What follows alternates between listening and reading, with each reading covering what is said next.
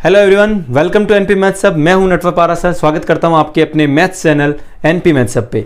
आज अपना आरबीएससी का जो पहला चैप्टर है 10th का मैथ्स का, जो कि है रियल नंबर्स यानी कि वास्तविक संख्याएं, उसके बारे में अपन डिस्कस करने वाले हैं। जितने भी एग्जाम्पल्स हैं, क्वेश्चंस हैं और उसका बेसिक बहुत अच्छे से हम इस वीडियो में डिस्कस करने वाले हैं। लास्ट तक बने रहिएगा। वीडियो अच्छा लगे तो लाइक और शेयर जरूर करें। स्टार्ट करते हैं अपना टॉपिक और एक्सरसाइज 1.1। तो आइए शुरू करते हैं। क्लास 9th में हमने संख्या पद्धति पढ़ी थी। हमारा पहला टॉपिक वहीं पे क्या था? संख्या पद्धति। उसी को अपन आगे बढ़ाते हैं, थोड़ा बेसिक सीखते हैं, उसके बाद में अपन 10th के बारे में डिस्कस करेंगे। तो मुख्य रूप से जो संख्याओं को दो भागों में बांट सकते हैं हम। पहला प्रकार होगा वास्तविक संख्याएं और दूसरा जो प्रकार है वो है काल्पनिक संख्याएं। काल्पनिक संख्याएं, वास्तविक संख्याएं जिसे हम रियल नंबर बोलते हैं, और दूसरा हो जाएगा काल्पनिक यानी कि इमेजिनरी नंबर्स। इमेजिनरी नंबर वो नंबर जो अंडर रूट में आते हैं, यानी जिन नंबर के ऊपर क्या लगा होता है? वर्गमूल लगा होता है, और उसके अंदर एक ऋणात्मक संख्या होती है। इसको हम एक्सप्लेन नहीं कर सकते, या यूँ कहूँ आपके 10th बेस तक अपन जाने तो ये है, उनको काल्पनिक संख्याएं बोलते हैं, जो वास्तव में नहीं होती है, केवल कल्पना मात्र की होती है। और अगर अंडर रूट में -1 है तो इसको अपन आई से डिनोट करते हैं, जिसे आयोटा बोलते हैं। ठीक है। और दूसरा जो भाग है वो क्या है? वास्तविक संख्याएं यानी कि रियल नंबर्स। अब वास्तविक संख्याओं में फिर से हम दो भाग पढ़ेंगे। पहला है परिमेय संख्या और दूसरा है अपरिमेय संख्या।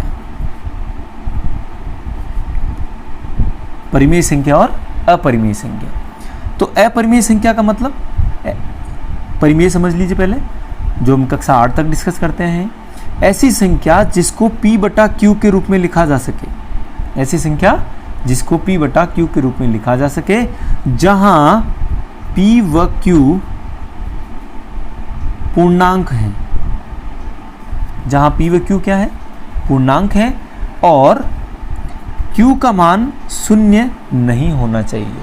क्योंकि देखिए, अब Q जो है यहाँ पर हर में है, यानी कि बटे में है, और हर में कभी भी शून्य अगर लिख दिया आपने, यानी शून्य का भाग देने पर वो संख्या क्या होगी? अपरिभाषित हो जाएगी, अनंत हो जाएगी। इसलिए यहाँ पर Q का मान शून्य नहीं होना चाहिए। तो P/Q के रूप में लिख सके वो संख्याएं क्या होती है? परिमेय संख्याएं, जिसे हम रेशनल नंबर्स बोलते हैं। ठीक है। और बाकी की जो संख्याएं हो जाएगी वो क्या हो जाएगी? अपरिमेय संख्या, यानी कि आप कह सकते हैं कि जो P/Q के रूप में नहीं लिखी जा सकी। अगर आपने P/Q लिख दिया, लेकिन P और Q में कोई एक नंबर क्या नहीं होगा? पूर्णांक नहीं होगा। जैसे कि मैं आपको एग्जांपल देता हूँ, अंडर रूट में 2। तो वास्तव में ये देखिए, अंडर रूट 2/1 P/Q के रूप में है, लेकिन 1 और √2 वो पूर्णांक नहीं है। ठीक है। तो ये वाली संख्याएं क्या होगी? अपरिमेय संख्या कहलाएगी, जिन्हें हम इर्रेशनल नंबर कहते हैं, जिसको आप S से निरूपित करते हैं। ये क्या है? R यानी कि रेशनल नंबर्स। अब फिर से देखिए बेटा, इन परिमेय संख्याओं को आप फिर से बहुत सारे अलग अलग भागों में बांट सकते हैं, जिसमें हम पहला भाग पढ़ेंगे प्राकृत संख्या। प्राकृत संख्या जिसे हम नेचुरल नंबर बोलते हैं, जो कि स्टार्ट कहाँ से होती है? 1 से स्टार्ट होती है। 1 से लेकर अनंत तक की जितनी भी संख्याएं हैं, धनात्मक है, ये सब क्या कहलाती है? प्राकृत संख्या कहलाती है। दूसरा भाग क्या कहलाएगा? पूर्ण संख्या, जिसे हम W यानी कि वोल नंबर बोलते हैं, और इसकी शुरुआत कहाँ से होगी? 1 से होगी। 1 2 3 4 इस प्रकार से अनंत तक, यानी कि 1 से लेकर अनंत तक की संख्याएं हैं वो प्राकृत संख्याएं हैं। 0 से लेकर अनंत तक की संख्याएं हैं वो पूर्ण संख्याएं कहलाएगी। और तीसरा जो भाग आएगा वो है आपका पूर्णांक संख्या, जिन्हें हम इंटीजर बोलते हैं, और इसको Z से निरूपित करते हैं। इसमें क्या आएगा? यानी कि 0 से लेकर धनात्मक दिशा में अनंत तक की संख्या है, और इसी प्रकार से -1, -2, -3 इस प्रकार से ऋणात्मक में अनंत तक की संख्याएं, ये सभी संख्याएं हैं वो क्या कहलाती है? पूर्णांक कहलाती है, जिसे हम इंटीजर कहते हैं। यहाँ तक तो कोई डाउट नहीं। उसके बाद देखिए कुछ और भाग हैं, जिसे सम संख्या, विषम संख्या, अभाज्य संख्या,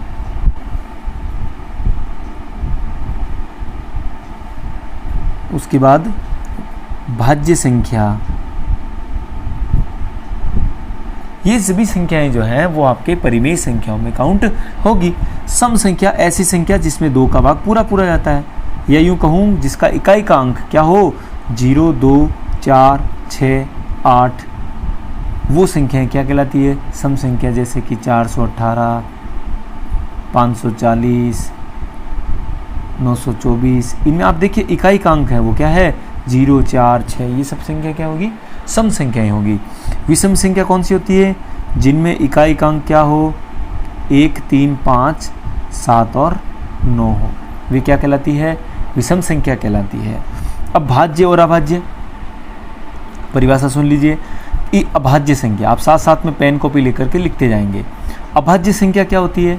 ऐसी संख्या जिसमें स्वयं तथा एक के अलावा किसी का भाग नहीं जाता, या यूं कहूँ ऐसी संख्या जिसमें केवल 2 ही फैक्टर होते हैं। कौन कौन से? केवल 2 ही गुणनखंड क्या होते हैं? एक एवं स्वयं, एक और स्वयं, केवल 2 ही गुणनखंड होते हैं। वो संख्याएं क्या कहलाती है? भाज्य संख्याएं कहलाती है। और फॉर एग्जाम्पल्स 2, 3, 5, 7, 11, इसी प्रकार से आगे अभाज्य संख्याओं को ले लेंगे। देखिए अभाज्य संख्या की शुरुआत कहाँ से होगी? 2 से होगी। प्रथम अभाज्य संख्या क्या है? 2 है, और प्रथम अभाज्य संख्या सम संख्या है। उसके आगे जितनी भी संख्या आएगी वो सभी क्या होगी? विषम संख्याएं होगी। भाज्य संख्या ऐसी संख्या जिसमें गुणनखंडों की संख्या कितनी हो? गुणनखंडों की संख्या 2 से अधिक, या यूं कहूं 3 या 3 से अधिक हो, 3 या 3 से अधिक हो, तो वो क्या होती है? भाज्य होती है। याद रहे एक जो होता है वो ना भाज्य है और ना अभाज्य है।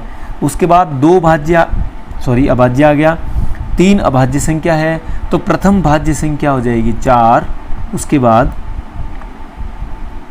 6, उसके बाद 8, उसके बाद 9, 10, 12, इस प्रकार से हम आगे बढ़ते जाएंगे। तो ये हो गई जितनी भी संख्याएं हैं, ये सब क्या है? किसके एग्जाम्पल्स हैं? परिमेय संख्याओं के एग्जाम्पल्स हैं। ठीक है, तो स्टार्ट करते हैं अपन वास्तविक संख्या से। तो अब हम स्टार्ट करेंगे यूक्लिड विभाजन प्रमेय का। यूक्लिड विभाजन प्रमेय का, यूक्लिड डिवीजन लीमा जिसे बोलते हैं। ठीक है, यूक्लिड डिवीजन लीमा या लेमा इसको कह सकते हैं। ये क्या होती है? ये हमने पढ़ रखी है छोटी कक्षाओं में। ये क्या होती है? भाज्य बराबर, इसकी डेफिनेशन मैं बता दूंगा आपको। भाज्य बराबर भाजक इंटू भागफल प्लस शेषफल। एक छोटे से एग्जाम्पल से हम इसको सीखेंगे। जैसे कि देखिए आपको 8 में भाग देना है 3 का, तो 3 का भाग 8 में कितनी बार जाएगा? 2 बार। ठीक है, यहाँ 10 ले लीजिए, तो 3 का भाग 3 बार गया, यहाँ 9, शेषफल कितना आया? 1 है। तो जिसका हम भाग देते हैं इसे क्या बोलते हैं? भाज्य, भाजक, इसके हम क्या कहते हैं? इसे हम भाजक कहते हैं। बीच वाली जो संख्या होती है जिसमें हम भाग देते हैं वो कहलाता है भाज्य। जो आंसर आता है आपके, इसे आप कहते हो भागफल, और यहाँ जो शेष रहता है इसे हम क्या कहते हैं? शेषफल। ये डिवाइजर हो जाएगा, ये डिविडेंड हो जाएगा, ये कोशेंट हो जाएगा, और लास्ट में जो बचेगा वो क्या हो जाएगा? रिमाइंडर हो जाएगा। तो भाज्य बराबर भाजक इंटू भागफल प्लस शेषफल। अगर मैं इसको परिभाषा की बात करूं तो a बराबर बी क्यू प्लस आर। यहाँ आप देखिए a में आपको भाग देना है, b का भाग देना है, जो क्वोशिएंट आएगा भागफल आएगा वो q हो जाएगा, और जो लास्ट में बचेगा वो रिमाइंडर यानी कि शेषफल कहलाएगा, उसे क्या कहेंगे r। तो आपने क्या कहा था कि भाज्य बराबर भाजक इंटू भागफल प्लस शेषफल, हमने अपनी भाषा में कहा। परिभाषा के तौर पे आप कहना चाहो तो आप कह सकते हो a और b इन दो संख्याओं के बीच में कौन है, b और q। इन दोनों संख्याओं के बीच में धनात्मक संख्याएं b और q इस प्रकार है कि a बराबर बी क्यू प्लस आर, जहाँ जो शेषफल है r है वो कभी भी क्या नहीं होना चाहिए, 0 से छोटा नहीं होना चाहिए। यानी कि 0 के क्या हो सकता है, वो बराबर हो सकता है और 0 से बड़ा होना चाहिए, और इस b से हमेशा इसका मान क्या होता है, छोटा होता है। ठीक है, तो ये हो जाएगा शेषफल। यानी कि ये जो शेषफल है, रिमाइंडर है, ये हमेशा जिसका भाग देते हैं हम भाजक, उससे क्या होना चाहिए, छोटा होना चाहिए, लेकिन ये कभी भी शून्य से नीचे यानी कि माइनस में यहाँ पर कोई नंबर नहीं आएगा। तो a बराबर बी क्यू प्लस आर, जहाँ r का मान शून्य से बड़ा और बराबर है और b से कैसा है, छोटा है। यही कहलाती है आपकी यूक्लिड विभाजन प्रमेय, जिसका उपयोग हम किस में करेंगे, जब दो संख्याओं को आपको HCF यानी कि मैं से पे निकालना होगा। मैं से पे निकालने की हमारे पास विधि जो है अभाज्य गुणनखंड विधि भी है और यूक्लिड डिवीजन प्रमेय का भी होगी। इस यूक्लिड डिवीजन विभाजिक जो प्रमेय का है उस पर आपका पहला एग्जाम्पल है, क्या दे रखा है कि 12,576 एवं 4,052 इनका आपको HCF यानी कि में से पे निकालना है। ठीक है, तो सबसे पहले आपको चेक करना है कि इनमें से भाजक कौन है और भाज्य कौन है, जो हम देखते ही पता कर सकते हैं। ये जो 12,576 है वो बड़ा है, किससे है, 4,052 से, तो आप कह सकते हैं ये भाज्य है। तो जैसे आपने देखिए 12,576 में किसका भाग दिया, 4,052 का भाग दिया, तो यहाँ है 12,576, 4,000 को 3 से गुणा करें तो 4 3 12,000 के लगभग आएंगे। चेक कर लीजिए, 3 × 2 3 दूनी 6, 3 × 5 15, 15 का 5 हासिल का 1, ये है 0 तो इसलिए 15 आ जाएगा, और 3 चौक 12।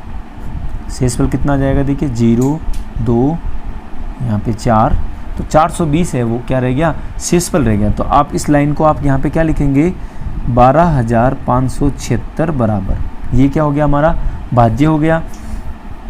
भाजक कौन है, 4,052 इंटू भागफल कितना आया 3 प्लस शेषफल कितना रह गया 420। ठीक है, तो ये हमारा हो गया पहला भाग। अब इसी प्रोसेस को अपन को आगे दोहराना है, कब तक, जब तक यहाँ पर शेषफल क्या नहीं आ जाए, शून्य नहीं आ जाता।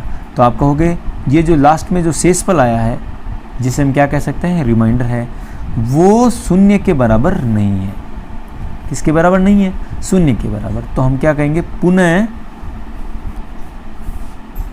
यूक्लिड विभाजन प्रमेय का लगाने पर,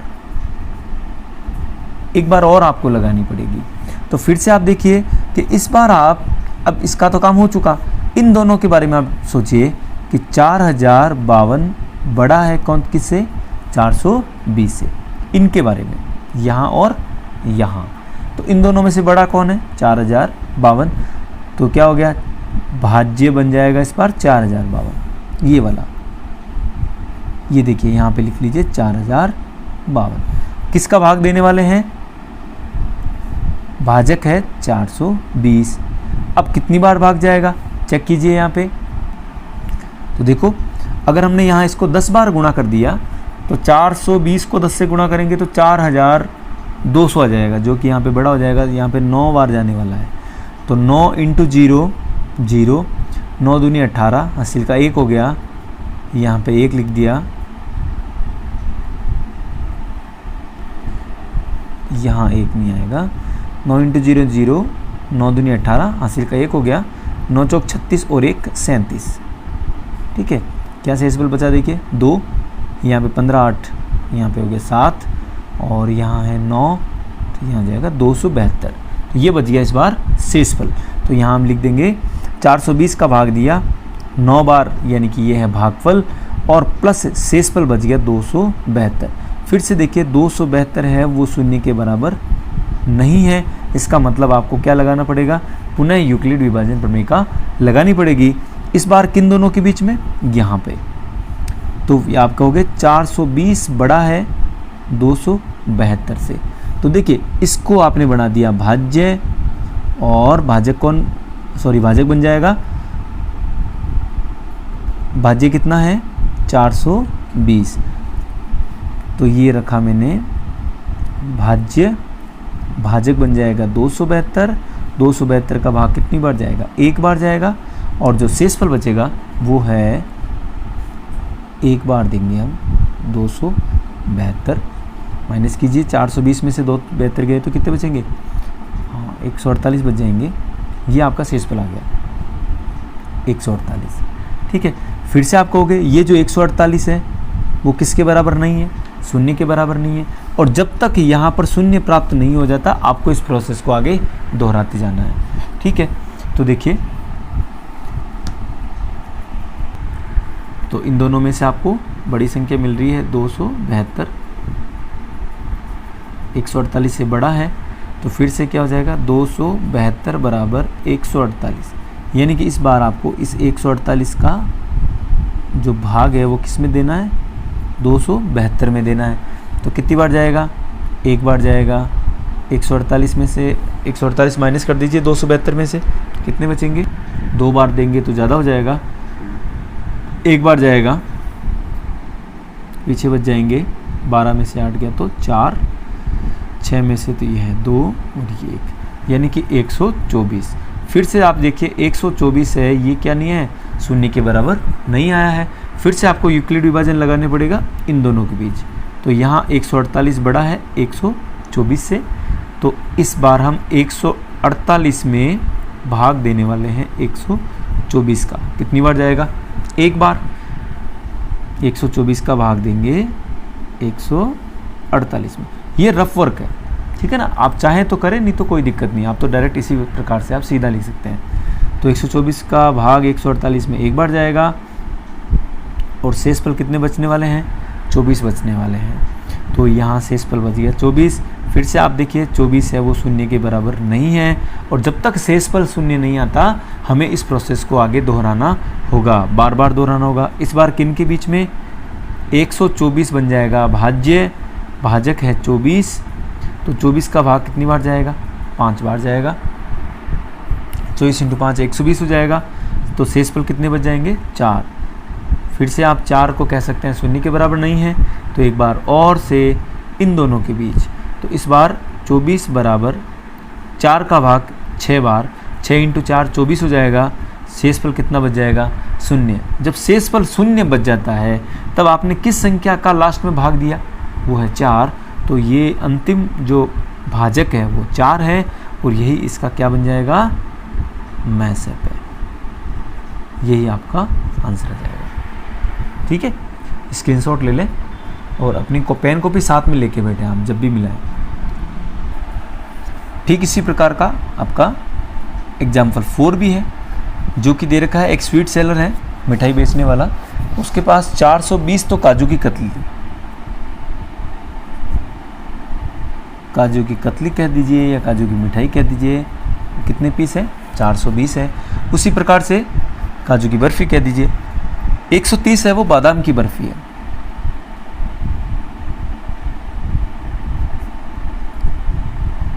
बादाम की बर्फ़ी है वो 130 है। ठीक है, अब वो कह रहा है कि वो इस प्रकार से जमाएं कि एक भी एक्स्ट्रा लाइन हो, ना एक्स्ट्रा लाइन हो ना एक्स्ट्रा कॉलम हो। तो उसके लिए क्या करना होगा, 420 व 130 का आपको मैसेप निकालना होगा। महत्तम समाप्रवर्त्य यानी कि हाईएस्ट कॉमन फैक्टर आपको निकालना होगा। तो सबसे पहला काम, 420 बड़ा है 130 से, तो यहाँ ये रफ वर्क बता रहा हूँ आपको। ठीक है, आपको अच्छा लगे तो करें, नहीं तो कोई दिक्कत नहीं, आप डायरेक्ट भी लिख सकते हैं। तो इस बार आपको 420 में भाग देना है 130 का, तो कितनी बार जाएगा?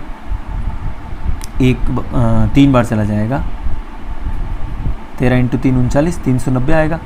ठीक है, तो यहाँ पे 390, रिमाइंडर क्या रह जाएगा? 30। अब ये जो हमने काम किया उसको आपको यहाँ पर इसमें लिखना है, किसमें? भाज्य बराबर भाजक इंटू भागफल प्लस शेषफल। ठीक है, या ऐसे भी लिख सकते हैं a बराबर बी क्यू प्लस आर, जहाँ r का मान 0 के बराबर हो सकता है और 0 से बड़ा होगा, लेकिन हमेशा किससे छोटा होगा? b से छोटा होगा। तो 420 बराबर 130 का भागफल कितना आया? 3, शेषफल कितना बचा? 30। ये हमारा पहला प्रोसेस हुआ। उसके बाद यहाँ पर शेषफल है वो क्या शून्य के बराबर है? नहीं है। इसका मतलब आपको क्या करना पड़ेगा? पुनः यूक्लिड विभाजन प्रमेय का लगाने पर। तो देखिए इस बार 130 बड़ा है 30 से, तो इस बार 30 का भाग लग जाएगा 130 में। इस संख्या को यहाँ लिख लेते हैं। ठीक है, शेषफल यहीं रह जाएगा। जो शेषफल था इस बार आप क्या बन गया? वो भाजक बन गया है। तो 30 का भाग 4 बार, 30 × 4 120, पीछे क्या रह गया? शेषफल है 10। इस बात को आपको यहाँ पे लिखना होगा। तो 30 का भाग 4 बार गया, शेषफल बच गया 10। 10 है वो शून्य के बराबर नहीं है, तो आपको क्या लगानी पड़ेगी? पुनः यूक्लिड विभाजन प्रमेय का लगाने पर। तो क्या हो जाएगा? इन दोनों में से बड़ी संख्या 30 है, इसका मतलब 10 का भाग लग जाएगा। इसको यहाँ लिख लेते हैं। 30 में कितनी बार जाएगा? 3 बार। 10 × 3 करेंगे तो 30 आ जाएगा। शेषफल प्राप्त हो जाएगा 0। तो 30 बराबर 10 × 3, शेषफल रह गया 0। जब शेषफल 0 रह जाता है तो अंतिम भाजक जो होता है वही मैसे पे होता है। तो हमने छोटी कक्षाओं में इसका नाम दे रखा था लंबी विभाजन प्रक्रिया द्वारा मैसे पे निकालना। तो मैसे पे बराबर 10, क्योंकि आपने अंत में 10 का भाग दिया तब शेषफल कितना आया? 0 आया। ठीक है, तो ये था अपना एग्जाम्पल नंबर 4। अब स्टार्ट करते हैं अपने एक्सरसाइज कुछ क्वेश्चंस। 1.1 प्रश्नावली।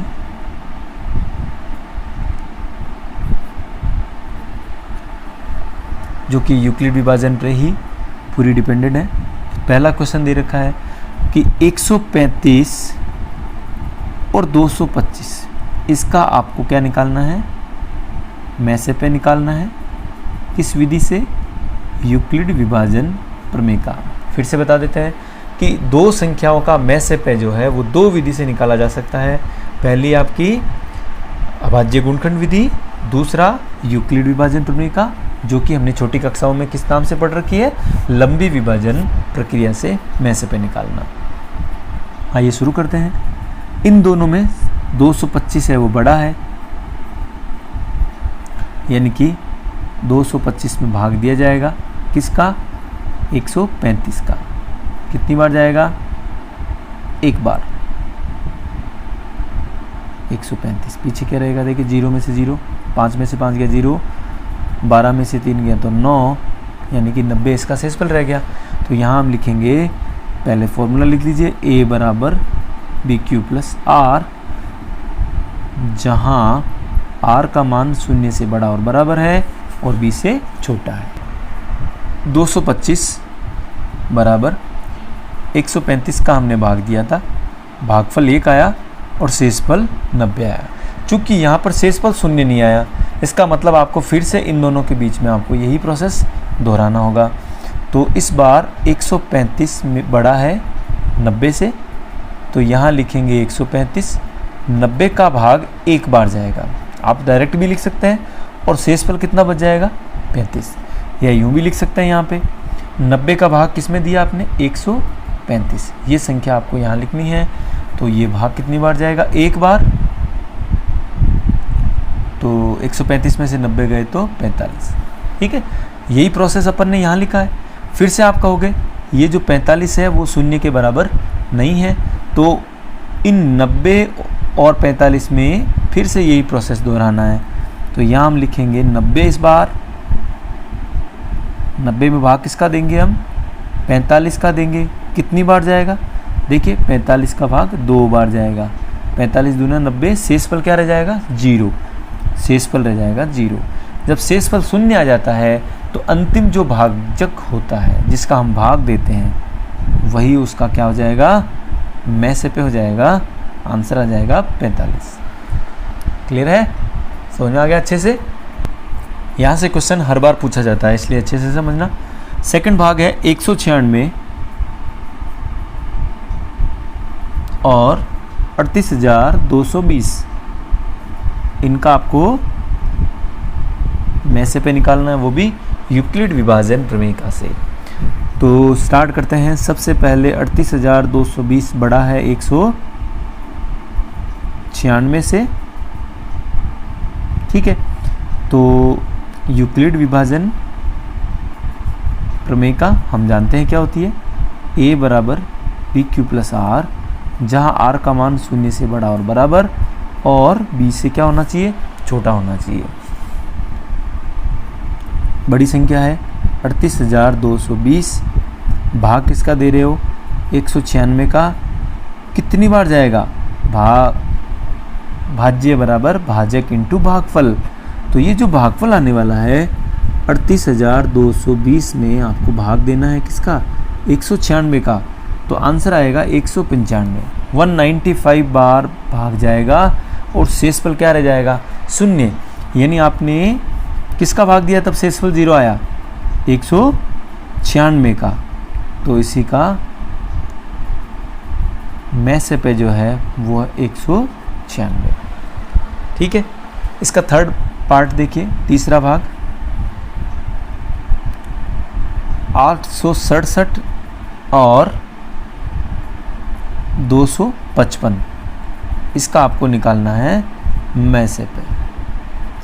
याद रहे, अगर एग्जाम में पूछा जाए इन दोनों का में से पे निकालनी है तो आप यूक्लिड विभाजन प्रमेय का लगाएं या भाज्य गुणनखंड विधि, दोनों में से कोई एक विधि लगा सकते हैं। ठीक है, एग्जाम में अगर कहा जाए कि यूक्लिड विभाजन प्रमेय का द्वारा हल कीजिए तो आपको यही विधि लगानी होगी। तो 867 बड़ा है 255 से, तो क्या लगाएंगे, यूक्लिड विभाजन प्रमेय का, जो कि 1 बराबर बी क्यू प्लस आर, जहाँ आर का मान 0 से बड़ा और बराबर और b से क्या होना चाहिए, छोटा होना चाहिए। ये हमारी एक लिमिट दे रखी है। तो 867 बराबर 255 का भाग कितनी बार जाएगा, लगभग 3 बार जाएगा। 4 बार तो दे नहीं सकते अपन, 4 बार देंगे तो 200 इंटू 4 करेंगे तो 800 आ जाएगा। 55 इंटू 4 करेंगे तो ये 67 से ज़्यादा हो गया। तो आप ओरल भी कर सकते हैं। तो 255 को आपने 3 बार मल्टीप्लाई किया, 5 से 15 हासिल का 1, 5 से 15 और 1 16 हासिल का 1, 3 दूनी 6 और 1 7, यानी कि 765 आए। जबकि यहाँ पर हमारे पास 867 थे।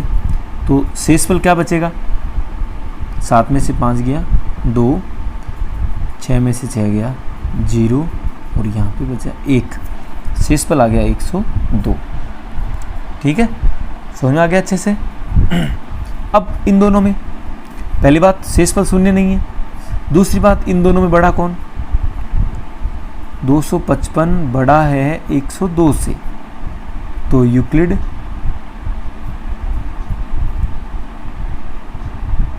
विभाजन प्रमेय का लगाने पर तो 255 बराबर 102 का भाग कितनी बार जाएगा, 2 बार जाएगा। तो 102 को 2 से गुणा करोगे तो आ जाएंगे 204। 204 इसमें से आप माइनस करेंगे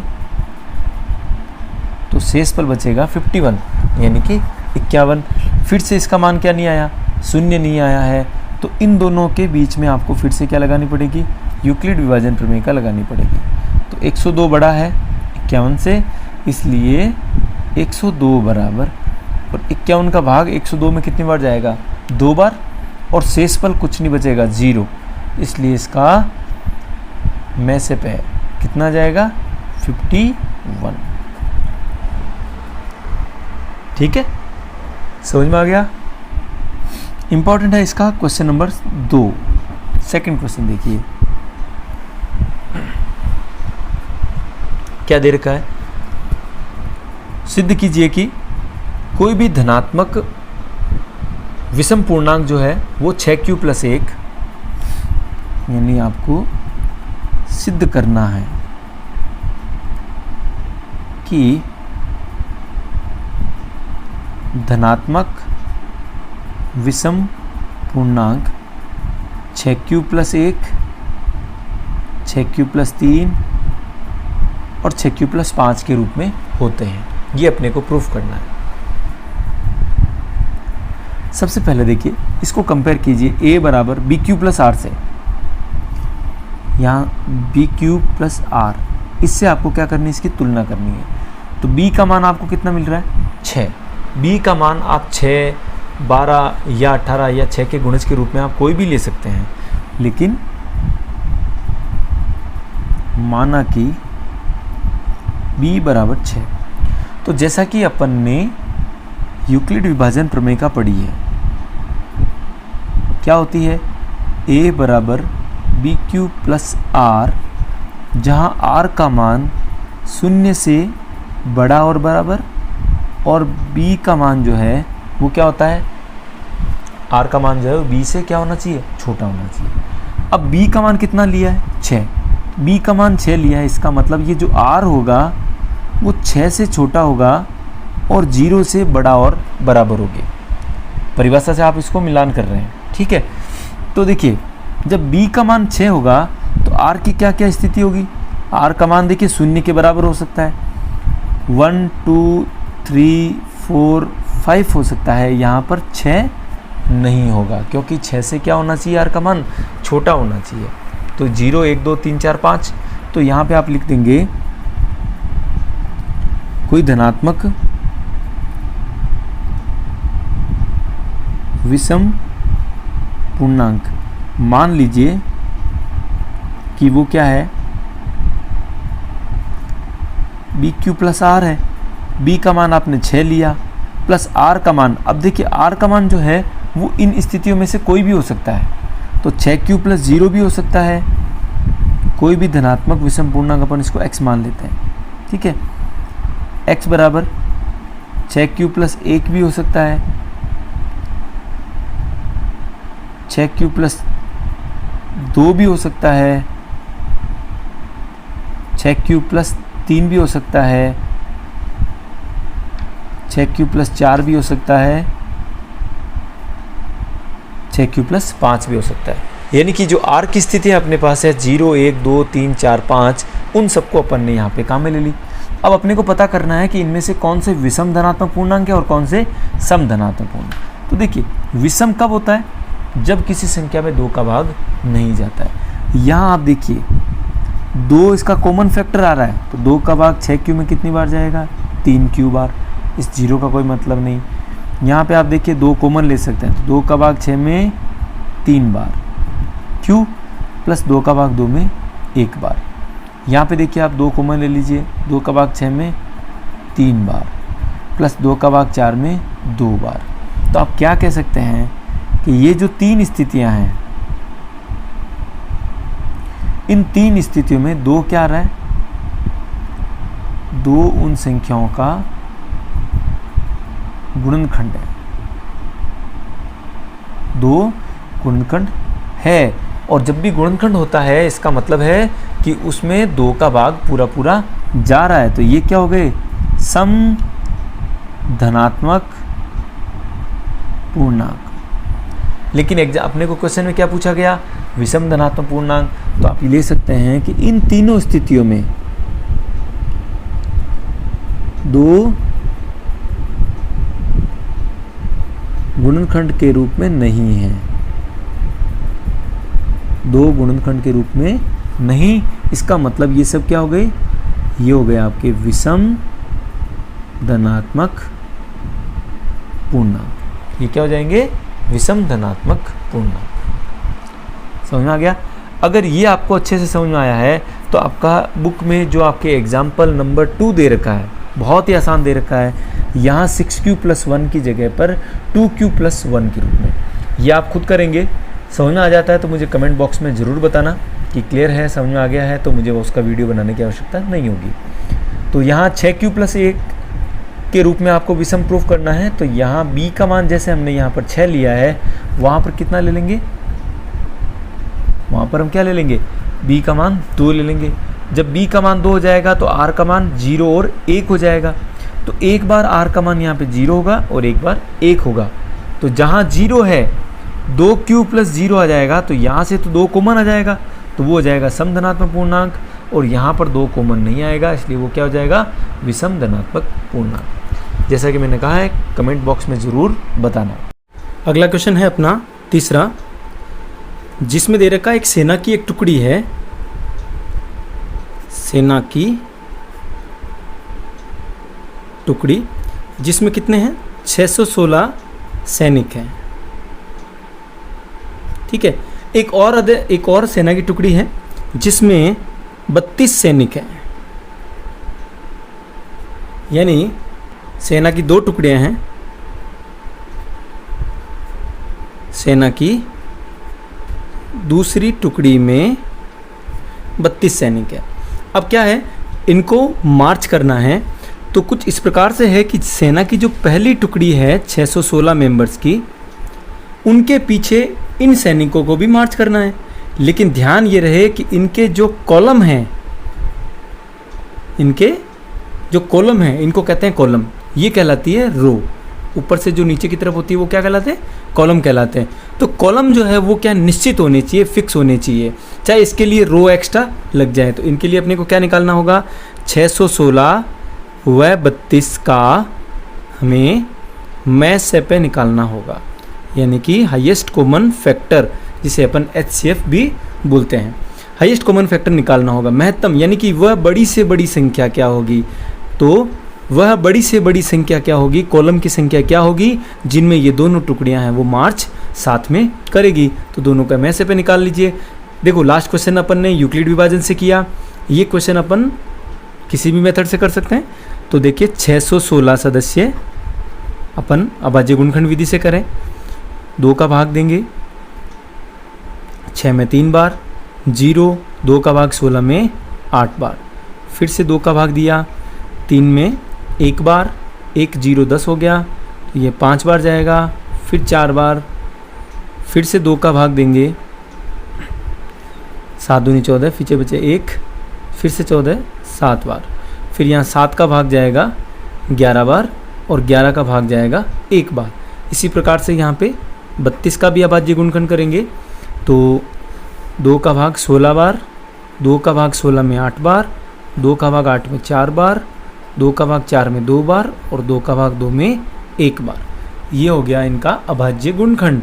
अब अपने को निकालना इनका मैसे पे, तो ये लिखिए आप 616 को आप लिख सकते हैं 2 गुणा, या यूँ लिखिए 2 की घात 1 2 3, 2 की घात 3 इंटू 7 की घात 1 इंटू 11 की घात 1। इसका अभाज्य गुणनखंड हम ऐसे लिख सकते हैं। इसी प्रकार से 32 को हम किसे लिखेंगे, 2 की घात 1 2 3 4 5, 2 की घात 5। अब अपने को निकालना है इसका मैसप, यानी कि HCF। तो HCF क्या होता है, हाईएस्ट कॉमन फैक्टर, यानी इन दोनों में अधिकतम कौन सी घात है वो कॉमन है। तो 2 की घात 3 और 2 की घात 5, या यूँ अपनी भाषा में कहूँ तो जिसकी घात कम होती है उसी को लेना है। तो यहाँ पे देखिए 2 की घात 3 कम है तो यही ले लीजिए। फिर 7 की घात यहाँ पर 1 है और यहाँ पर कुछ भी नहीं है, मतलब 7 की घात 0 है, इसलिए 7 की घात 0, फिर 11 की घात 0, यानी इन दोनों को लेने की आवश्यकता नहीं होगी। और 2 की घात 3 का मान कितना होता है, 2 इंटू 2 इंटू 2, या हम इसका आंसर 8 भी लिख सकते हैं। तो ये तो हो गया इसका मैसे पे अपन ने कौन सा विधि से निकाला, अभाज्य गुणनखंड विधि।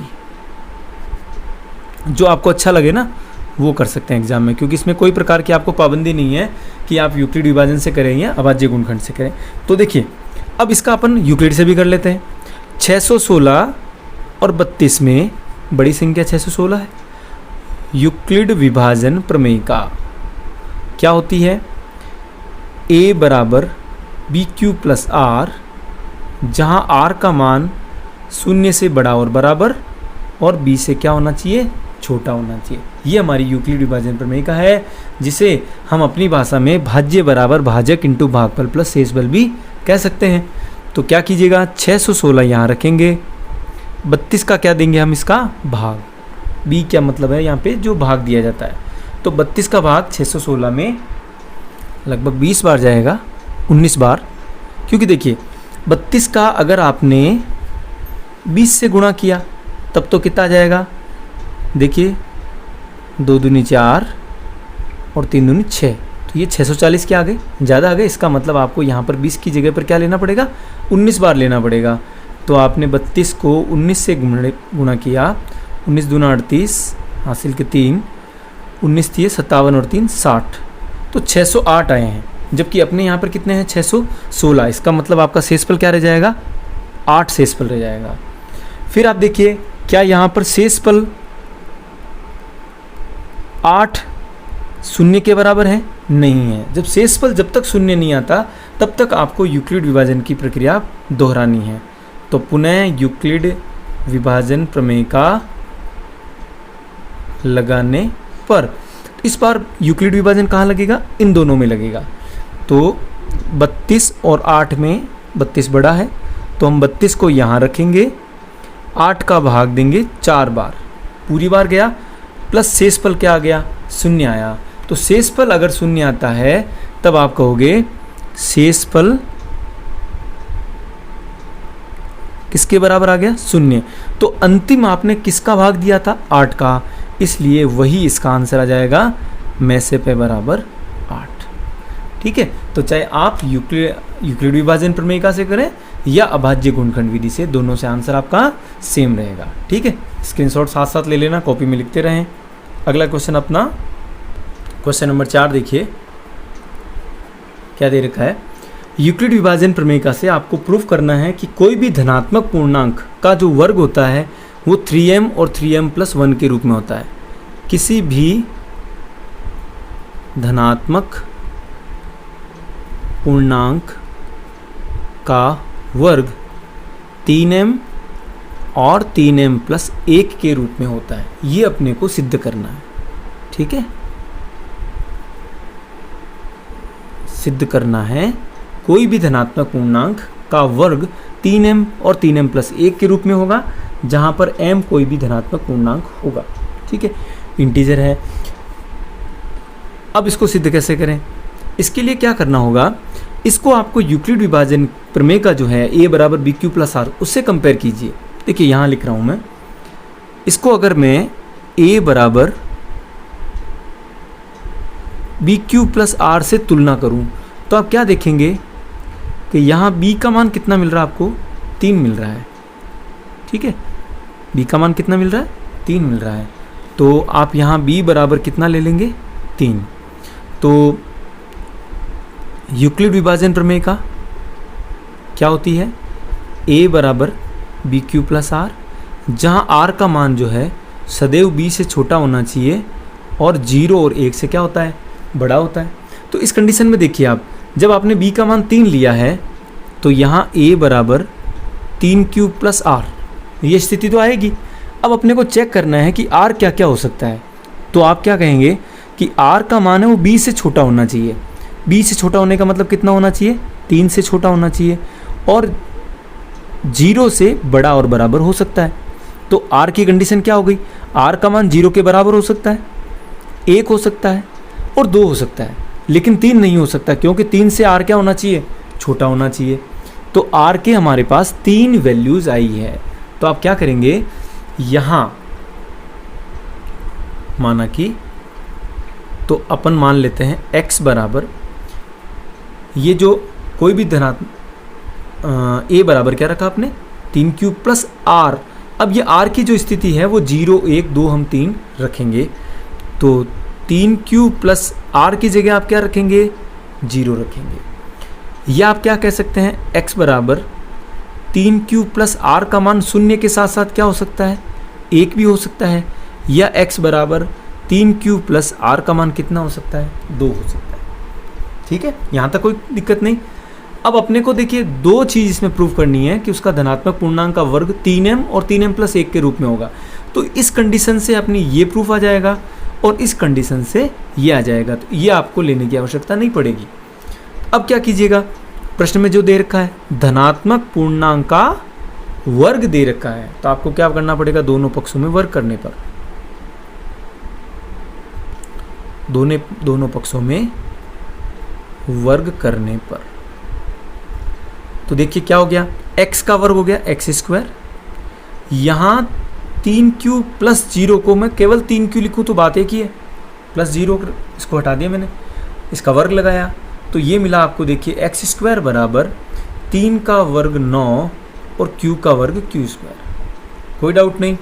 यहाँ से देखिए x स्क्वायर बराबर इस 9 को हम 3 इंटू 3 के रूप में लिख सकते हैं, तो 9 को आपने लिखा, 9q स्क्वायर को आपने लिखा 3 इंटू 3q स्क्वायर, तो 3 इंटू 3 9 हो जाएगा, साथ में q स्क्वायर है, तो x स्क्वायर बराबर, पता है ऐसा क्यों किया, क्योंकि अपने को जो प्रूफ चाहिए कि इस पूर्णांक का जो वर्ग होगा वो 3 का गुणज करना है, तो इसलिए हमने 3 को गुणज के रूप में, कॉमन फैक्टर के रूप में बाहर रखा, तो इस 3 को वैसे ही रखा। बाकी जो भी टर्म यहाँ पे आई है, कौन सी टर्म, ये वाला पद जो आया है उसकी जगह मैंने क्या पुट किया है, m पुट किया है, तो हम लिख सकते हैं जहाँ m बराबर 3q स्क्वायर और m एक क्या है, धनात्मक पूर्णांक है, m क्या है, धनात्मक पूर्णांक। ठीक इसी प्रकार से, तो देखिए पहला तो आपका प्रूफ आ गया, 3m के रूप में होता है वर्ग, और अपने को ये प्रूफ करना है, तो इसके लिए यहाँ पर भी क्या करना पड़ेगा, दोनों पक्षों में वर्ग करने पर, वर्ग करने पर, तो x का वर्ग x स्क्वायर और इधर आपको 3q प्लस 1 में वर्ग लगाना पड़ेगा, और ये जो फॉर्मूला आएगा ये कौन सा आएगा, हम जानते हैं a प्लस बी का होल स्क्वायर, जो कि क्या होता है a square plus 2ab plus B square. ये हमने बीजगणितीय जो वर्ग का सूत्र हमने पढ़ रखा है, बीजगणितीय सर्वसमीका पढ़ रखी है। तो यहाँ से रखिए x स्क्वायर बराबर, यहाँ a की जगह आपको क्या रखना है 3q और b की जगह आपको क्या रखना है 1। तो देखिए सबसे पहले यहाँ पे लिखा हुआ a स्क्वायर, तो यहाँ रखेंगे 3q का वर्ग प्लस 2ab, ये 2, a की जगह 3q और b की जगह पर 1, प्लस यहाँ पे क्या है b स्क्वायर, तो b की जगह आपको क्या स्क्वायर करना है 1 स्क्वायर। ठीक है, यहाँ जगह की कमी की वजह से मैंने नीचे रखा है इसको, तो ये x स्क्वायर बराबर, देखिए 3 का वर्ग 9q स्क्वायर, यहाँ पर 3 इंटू 2 क्या हो गया 6q, इसको 1 से गुणा करेंगे तो 6q आएगा, और लास्ट में क्या है प्लस में 1। अब अपन देखेंगे प्रूफ करने में आपको क्या चाहिए, 3m प्लस 1, यानी कि लास्ट में प्लस 1 तो आपको एक्स्ट्रा चाहिए, ये वाला पड़ा है। अब आगे की टर्म में क्या है, 3 गुणज होना चाहिए, बाकी जो संख्या उसमें आप क्या रख सकते हो, m रख सकते हो, तो यहाँ से x स्क्वायर बराबर, इन दोनों पदों में आप क्या ले लेंगे, 3 कॉमन फैक्टर ले लेंगे। तो जैसे ही 3 कॉमन फैक्टर लिया तो यहाँ 3 का भाग 9 में कितनी बार गया, 3 बार, q स्क्वायर वैसे ही लिख दीजिए, 3 का भाग 6 में 2 बार, q वैसे ही लिख दीजिए, और ये 1 वैसा का वैसा, यहाँ तक कोई डाउट नहीं।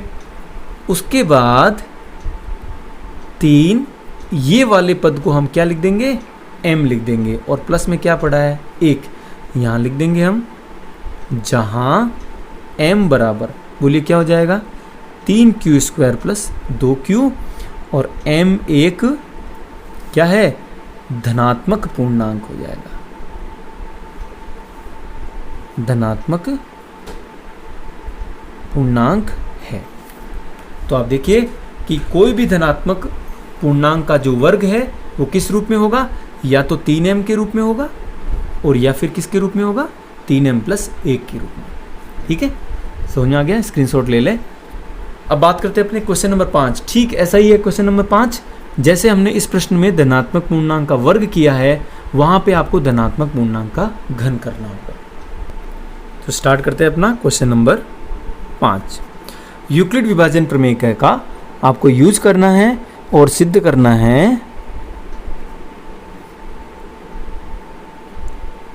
करना है कि कोई भी धनात्मक पूर्णांक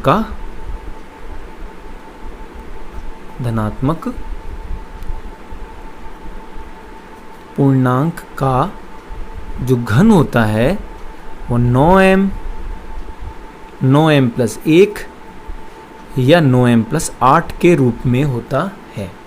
यानी कि जो हमने पिछला क्वेश्चन किया था वहाँ धनात्मक पूर्णांक का वर्ग था और यहाँ इस बार क्या करना है, घन, और इसको भी अपने को यूक्लिड विभाजन प्रमेय का उपयोग करना है। तो हम जानते हैं यूक्लिड विभाजन प्रमेय का क्या होती है, a बराबर बी क्यू प्लस आर, जहाँ r का मान सदैव b से छोटा और 0 से बड़ा और बराबर होता है। तो अब आपको इस क्वेश्चन में क्या होगा, जैसे मैंने कहा था आपको a बराबर बी क्यू प्लस आर, इस बी क्यू प्लस आर को इससे तुलना कीजिए, बी क्यू प्लस आर, तो यहाँ जो 9 लाना है, ठीक है, इसमें धनात्मक पूर्णांक का क्या करना होगा, घन करना होगा। तो आपको एक ये जो b का मान है वो आपको अपने मन से मानना होगा। तो माना कि b का जो मान है वो अपन ले लेते हैं, 3 ले सकते हैं, 6 ले सकते हैं, यहाँ 3 का गुणा जाना चाहिए, ठीक है। तो यहाँ पर मैंने b का मान कितना लिया है, 3। तो b का मान 3 लेने से यहाँ जो r की स्थितियाँ होगी, r का मान क्या होता है, b से छोटा और किससे बड़ा, 0 से बड़ा। तो r का मान क्या हो सकता है, 0 हो सकता है, 1 हो सकता है, 2 हो सकता है, ठीक है, 3 नहीं हो सकता, क्योंकि r का मान 3 से क्या होना चाहिए, छोटा होना चाहिए। तो हमारे पास ये 3 स्थितियां हैं और इन 3 अलग अलग स्थितियों को अपन उपयोग करेंगे तो अपने को पहला, दूसरा और तीसरा, ये तीनों अपने को प्रूफ जो सिद्ध करना है वो आ जाएगा। क्लियर है यहाँ तक? तो शुरू करते हैं। देखिए, सबसे पहले केस फर्स्ट, आपने कहा a बराबर बी क्यू प्लस आर, तो इस बार आप हमारे r की जो स्थिति है वो क्या ले लेते हैं, अपन 0 ले लेते हैं। तो देखिए a बराबर b का मान कितना लिया अपन ने, 3, तो 3 क्यू प्लस r का मान आपने लिया है 0। इसका क्या करना होगा, दोनों पक्षों में घन करने पर, क्योंकि उसने यही तो कहा था कि धनात्मक पूर्णांक का घन, तो घन करेंगे तो पावर 3 लग जाएगी और इधर 3 क्यूब की भी घात 3 लग जाएगी। तो a क्यूब बराबर 3 का घन कितना होता है, 3 इंटू 3 इंटू 3 यानी कि 27। आप इसको ऐसे भी लिख सकते हैं, 3 इंटू 3 इंटू 3 और साथ में q की पावर कितनी है, 3, ठीक है। तो 27 क्यू क्यूब लिखें या 3 इंटू 3 इंटू 3 क्यू क्यूब लिखें, बात एक ही है, जैसा आपको ठीक लगे। अब अपने को पता है कि जो सिद्ध करना है उसमें गुणज कितना होना चाहिए, 9। तो आप 9 यहाँ पर कॉमन ले लेंगे, तो 9 कॉमन लेंगे तो 9 का भाग 27 में कितनी बार जाएगा, 3 बार। साथ में कौन है, क्यू क्यूब। देखिए यहाँ से भी अगर आप 3 इंटू 3 9 कॉमन ले लेते तो भी क्या बच जाता, 3 क्यू क्यूब अंदर रह जाता। अब जो अंदर रहा है उसको आप बना दीजिए m, तो a क्यूब बराबर 9 और इसको हमने रख दिया m। ये आपको सिद्ध करना था, किसी भी धनात्मक पूर्णांक का जो घन है वो किस रूप में होता है, 9m के रूप में होता है, या जहां m बराबर 3q। ये वाला भाग हमने m रखा और m क्या है, m एक धनात्मक पूर्णांक है। यहां तक बात समझ में आई? तो ये आपके पहला भाग प्रूफ हो गया। अब अपन लेंगे केस सेकंड। केस सेकंड क्या हो जाएगा, जब b का मान तो 3 है और r का मान जो हमारे 0 के बाद आपने क्या लेना है, 1 लेना है। तो हमारा a बराबर B Q plus R, put कीजिए a बराबर b की जगह हम 3 रखेंगे, प्लस r की जगह क्या पुट करोगे आप, 1 रखेंगे। सॉरी, मैं थोड़ा पेपर को ऊपर कर लेता हूँ। तो a बराबर 3q प्लस 1 आ गया। अब यहाँ पे आप क्या करेंगे, दोनों पक्षों में घन करेंगे, दोनों पक्षों में घन करने पर तो a का क्यूब और इधर 3q प्लस 1 का भी क्यूब। तो क्यूब का आपके पास त्रिकोण अपने सर्वसमीका बीजगणित की क्या है, a plus B whole cube बराबर a cube plus B cube plus 3a square B plus 3ab square. ये हमारी त्रिकोणमिति की सर्वसमीका है। इसका उपयोग कीजिएगा, जहाँ a है उसकी जगह 3q रखना है और जहाँ b है उसकी जगह पर 1 रखना है। तो क्या हो जाएगा, देखिए a क्यूब बराबर,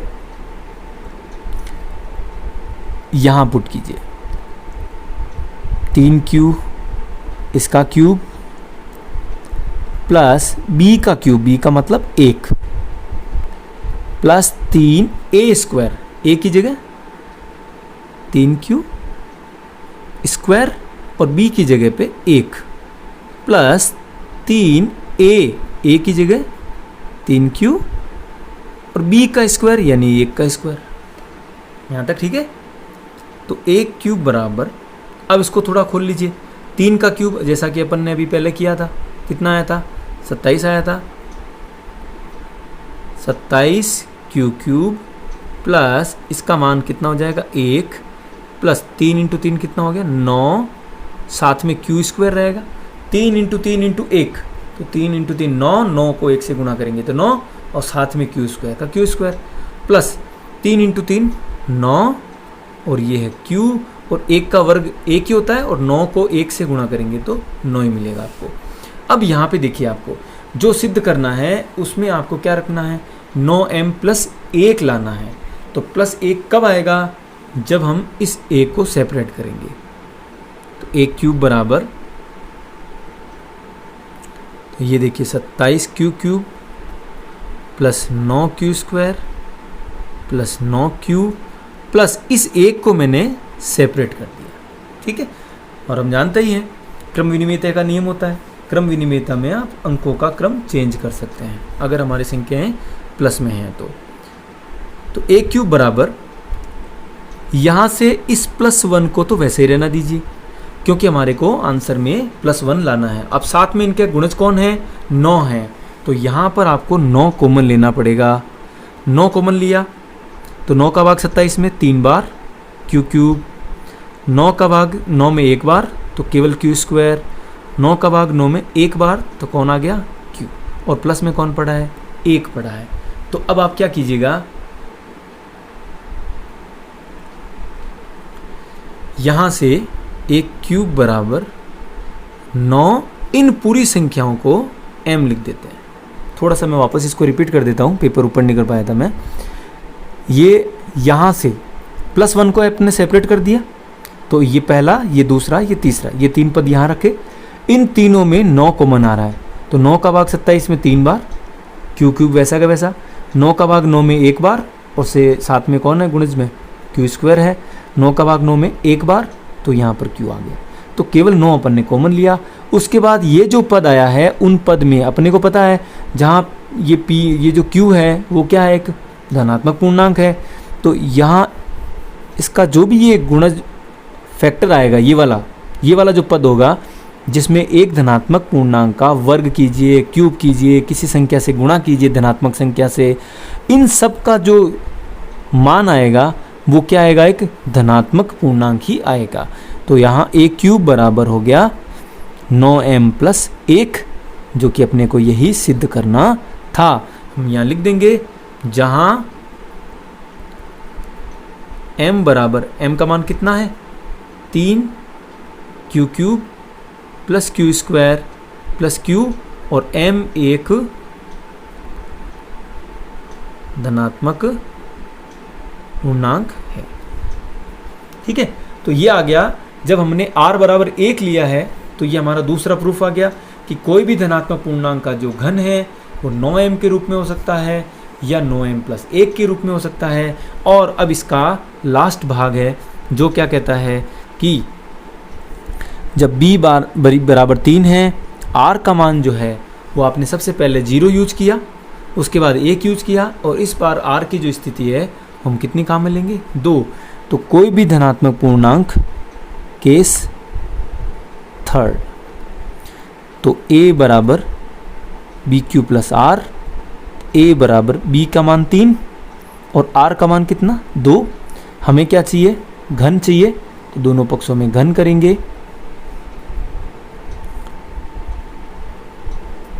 घन करने पर तो यहाँ हो गया a क्यूब बराबर 3 क्यूब प्लस 2 का होल क्यूब। यहाँ पर सर्वसमीका, यही सर्वसमीका वापस यहाँ लग जाएगी, वापस से लिखने की आवश्यकता नहीं है, आई होप, ठीक है। तो यहाँ पे रखिए मान a क्यूब बराबर, यहाँ सबसे पहले a क्यूब, तो a क्यूब की जगह पर 3 क्यूब का whole cube, plus b cube, b की जगह मतलब 2 का cube, plus 3a square b, 3a square into में कौन है b, plus 3ab square, a की जगह पे है 3 क्यूब और b का स्क्वायर का मतलब 2 का वर्ग। कोई डाउट नहीं यहाँ तक। अब इसको थोड़ा सा एक्सपेंड कर लीजिए, खोल लीजिए। 3 का क्यूब कितना हो जाएगा, 27 क्यूब, 2 की घात 3 का मान 2 इंटू 2 इंटू 2, 2 दूनी 4, 4 दूनी 8, प्लस 3 इंटू 2 कितना हो गया, 6, और यहाँ 3 का वर्ग आएगा, तो देखिए 3 इंटू 2 6, 3 का वर्ग 9, साथ में क्यूब का भी वर्ग करना पड़ेगा, प्लस यहाँ देखिए 3 इंटू 3 कितना हो गया, यहाँ लिख देता हूँ मैं 9, साथ में क्यूब इंटू 2 का वर्ग 4, ठीक है। उसके बाद a क्यूब बराबर यहाँ पे है 27 क्यूब प्लस में है 8, प्लस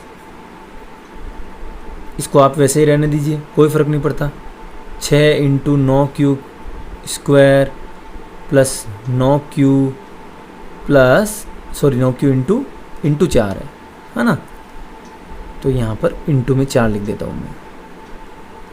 अब उसके बाद देखो क्या हो जाएगा, यहाँ सब में आप इस पहले तो इस 8 को साइड में रखिए, a क्यूब बराबर 27 क्यूब प्लस ये वाला पद 6 into 9 Q square, 9 Q into 4 plus 8। इस 8 को क्या किया मैंने, सेपरेट किया, क्योंकि अपने को जो प्रूफ करने में आपको प्लस 8 अलग से चाहिए और बाकी जो भी फैक्टर होता है उसका गुणज कौन होना चाहिए, 9 होना चाहिए, उसके गुणा में 9 होना चाहिए। तो यहाँ पर a क्यूब बराबर इन सब में 9 को ले लीजिए कॉमन, तो 9 का भाग 27 में 3 बार क्यूब, यहाँ देखिए 9 कॉमन आ गया तो क्या बचेगा, केवल 6 क्यू स्क्वायर। यहाँ से भी 9 कॉमन आ गया तो क्या बचेगा, 4 क्यू, और प्लस में है 8। तो हम फिर क्या लिखेंगे, a क्यूब बराबर यहाँ पे 9, उस पूरी संख्या को आपने क्या रखना है, m रखना है, और प्लस में क्या पड़ा है, 8। यही अपने को सिद्ध करना था।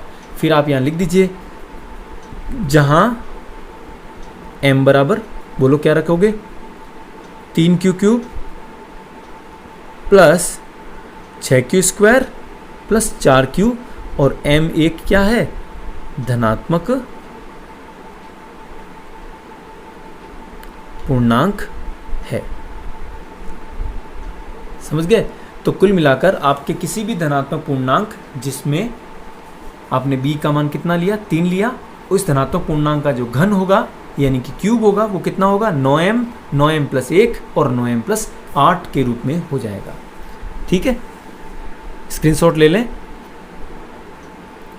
यहाँ पर अपन ने जो b का मान लिया है वो हमने 3 लिया है तो भी यही आंसर आया है। ठीक है, यहाँ b का मान आप 9 भी ले सकते हैं, लेकिन ध्यान रहे क्योंकि b का मान हम 9 लेंगे तो r की स्थितियाँ 0 से लेकर के 8 तक हो जाएगी, 0 1 2 3। तो स्टार्टिंग की आप 0 1 2 ये 3 स्थिति लोगे तो आपको 9m प्लस 1 और 9m प्लस 8 के रूप में आपका ये प्रूफ आ जाएगा। ठीक है, तो आप अपने मन से यहाँ b का मान 9 करके भी इस क्वेश्चन को कर सकते हैं।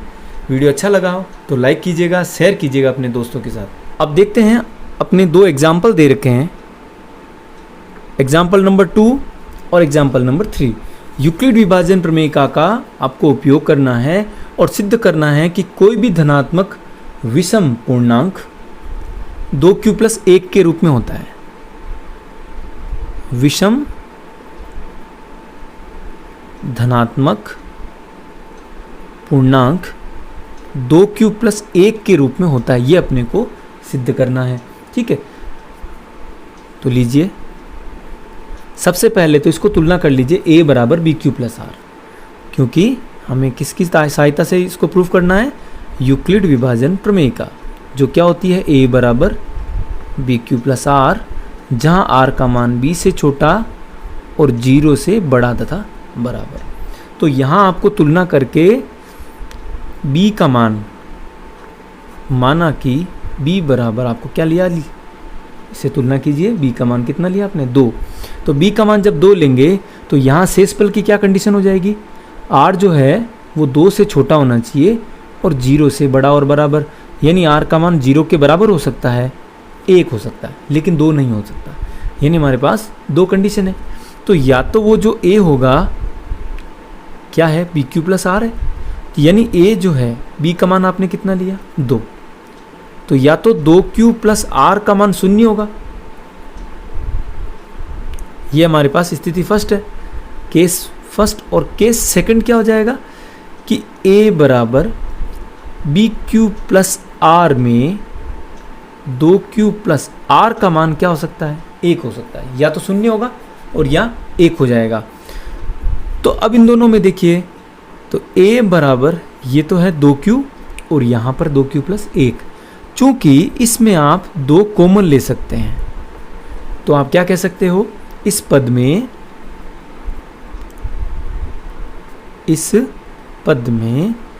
2 क्या है, एक उभयनिष्ठ गुणनखंड है, उभयनिष्ठ गुणनखंड है, पद कह दीजिए, ये संख्या कह दीजिए। तो क्या कह सकते हो, यह एक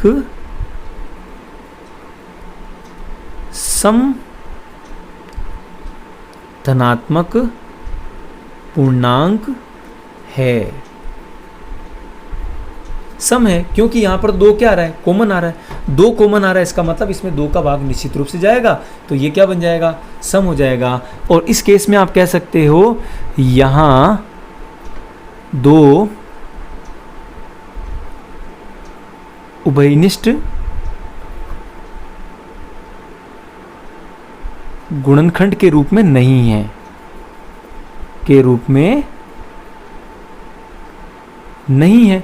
2 जब उभयनिष्ठ गुणनखंड नहीं होता है मतलब 2 का भाग पूरा पूरा नहीं जाएगा, और 2 का भाग नहीं जाएगा तो ये क्या हो जाएगा, अतः यह विषम धनात्मक पूर्णांक है। यानी कि जो 2q होता है वो तो सम धनात्मक पूर्णांक, और 2q+1 जो है ये वाला, ये क्या हो जाएगा, विषम धनात्मक पूर्णांक। ठीक है, समझ में आ गया। अगर ये समझ में आ गया तो आपको एग्जाम्पल 3 भी बहुत अच्छे से समझ में आ जाएगा। क्या दे रखा है कि इस बार आपको सिद्ध करना है कि कोई भी विषम धनात्मक पूर्णांक है, विषम धनात्मक पूर्णांक वो 4q+1 या 4q+3 के रूप में होगा। ठीक है, तो यहाँ आप तुलना करेंगे, यूक्लिड विभाजन प्रमेयिका को आपको यूज करना है, तो a बराबर BQ+R, जहाँ r का मान b से छोटा और 0 से बड़ा और बराबर। ठीक है, तो यहाँ देखिए r का मान सबसे पहले मानना पड़ेगा कि b कितना लें। b आप अपनी मन से b का मान यहाँ 2 भी ले सकते हैं, 4 भी ले सकते हैं, 8 भी ले सकते हैं। ठीक है, क्योंकि अपने को यहाँ तुलना करनी है और ये 2 पद लाने हैं, तो आप b का मान कितना ले लें, 4 ले लेंगे। तो r का मान कितना आ जाएगा, 4 से छोटा और 0 से बड़ा और बराबर। तो 0, 1, 2 और 3, ये हमारे पास 4 स्थितियाँ होंगी। ठीक है, तो यहाँ केस फर्स्ट क्या ले लेंगे, जब a बराबर बी क्यू प्लस आर, तो a बराबर b का मान आपने 4 लिया, r का मान क्या हो सकता है, 0 हो सकता है। केस सेकंड देखिए आप, a बराबर 4q प्लस r का मान कितना हो सकता है, 1। केस हम थर्ड की बात करेंगे, मैं यहाँ लिख लेता हूँ। तो देखिए 4q प्लस 2 भी हो सकता है शेषफल। और इसी प्रकार से जब अब केस 4 की बात करेंगे तो a बराबर 4q प्लस r का मान कितना हो सकता है, 3। तो हमारे पास r का मान 0, 1, 2, 3, ये 4 स्थितियाँ होगी। आगे वाली बी क्यू का मान जो है 4q वैसा ही फिक्स रहेगा। ठीक है। अब इसके बाद अब ये वाला प्रूफ करना अपने को कि ये विषम धनात्मक पूर्णांक है। और विषम होने का मतलब क्या हो गया, उसमें दो उभाज्य उभयनिष्ठ गुणनखंड के रूप में नहीं है। आप स्पष्ट देख सकते हैं इसमें दो उभयनिष्ठ गुणनखंड के रूप में नहीं है, अतः 4q प्लस 1 विषम धनात्मक पूर्णांक होगा। क्लियर है। इसी प्रकार से यहाँ पर भी लिख दें, यही बात आपको यहाँ लिखनी है। दो उभयनिष्ठ गुणनखंड के रूप में नहीं है, अतः कौन सा भाग, ये जो है 4q प्लस 3, ये क्या हो जाएगा, विषम धनात्मक पूर्णांक होगा। तो ये अपने को दोनों को प्रूफ करना था। अब इनमें आप दो कॉमन लेके बता दीजिए। ये देखिए a बराबर 2, जैसे ही आपने कॉमन लिया तो 2 का भाग 4 में 2 बार, और q वैसा का वैसा। इसमें भी क्या हो जाएगा, 2 यहाँ पर दोनों में कॉमन आ रहा है, 2 का भाग 4 में 2 बार, 2 का भाग 2 में 1 बार। तो आप यहाँ इन दोनों का एक साथ भी लिख सकते हैं। क्या लिखेंगे, केस फर्स्ट एवं केस सेकंड में दो जो हैं वो क्या है,